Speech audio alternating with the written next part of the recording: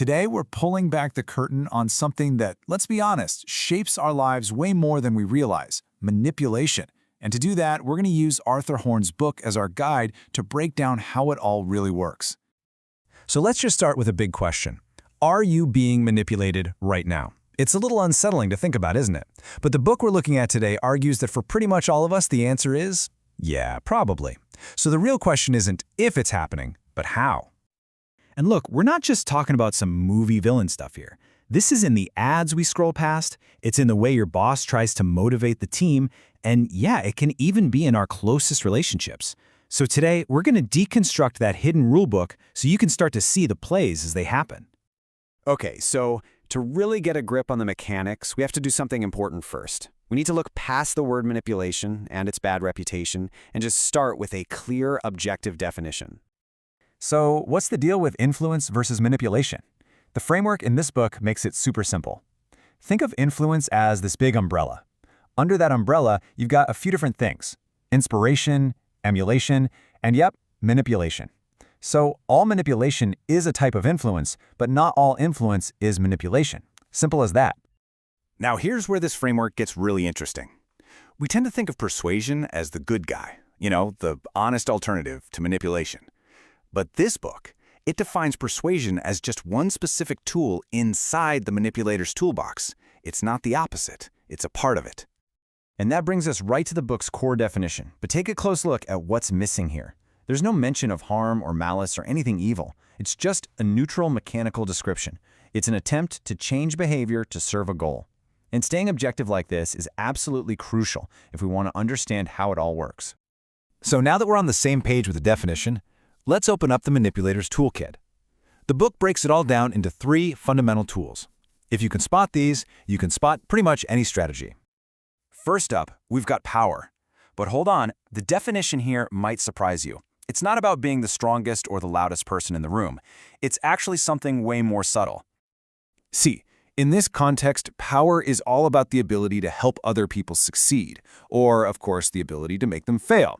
This can come from formal authority, like a manager who can give you a raise. But what's just as important is reputation, what people believe you can do. That belief all by itself is a form of power. Next up is persuasion, which we just touched on. This is probably the most straightforward tool in the whole kit, but as we're about to see, how well it works really depends on the situation. At its heart, persuasion is just trying to change someone's actions using arguments or reason. And the book points out that it really only works well in 2 scenarios. 1, when you give someone new information that totally changes their perspective, or 2, when they already trust you and believe your goals are aligned with theirs. And that brings us to the third tool, which the author says is pretty much central to a ton of manipulative strategies, and that is deception. Deception here is defined really simply as the control of information. And it makes perfect sense, right?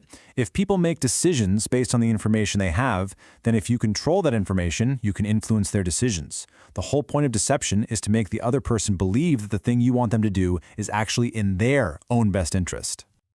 So, there we have it. The tools: power, persuasion, and deception. Now let's look at how they get mixed and matched in the real world to create specific strategies that I guarantee you've seen before. Let's start with a total classic: the carrot and the stick. You know this one. A boss offers a bonus for hitting a target. That's the carrot. The threat of getting a bad performance review. That's the stick. It's just a simple, direct combination of using power, the ability to help or to hinder, to get a specific result. Okay, now let's get into something a little more emotionally complicated: the guilt trip. We've all been on the receiving end of one, but have you ever actually stopped to think about the mechanics behind it? Well, the book breaks it down into a pretty clear 4-step process. First, the manipulator makes you feel indebted by pointing out your mistake. Second, they use persuasion to convince you of just how serious that mistake was. Third, that triggers a fear in you of losing your good reputation, your perceived power. And finally, that fear is what compels you to make it right, which, of course, is the action the manipulator wanted from the very beginning. So using these tools obviously brings up some pretty big moral questions. And while the book doesn't give you any easy answers, it does give us a framework for thinking through this ethical gray zone. It often comes down to that classic dilemma. Do the ends justify the means? I mean, you could use a manipulative tactic like deception for what seems like a positive outcome. The book gives an example of telling a kid their favorite superhero loves eating vegetables. The mean is deception, but the end is a healthier diet. So is that okay? Well, the book leaves that for you to decide.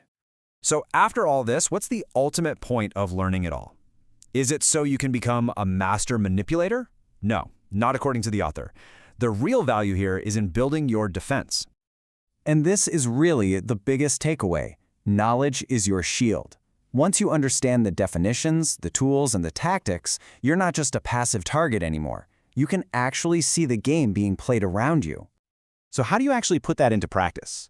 The book suggests you become a kind of objective analyst of your own life. Start asking questions. What are this person's real goals? Which tools are they using right now? Power, persuasion, deception? And wait a minute, why am I having such a strong emotional reaction to this? When you can answer those questions, you can see the influence for what it really is. And that's the final question we'll leave you with. By deconstructing all these mechanics, hopefully we've made the invisible just a little more visible. So now that you can see the strings, who's pulling them?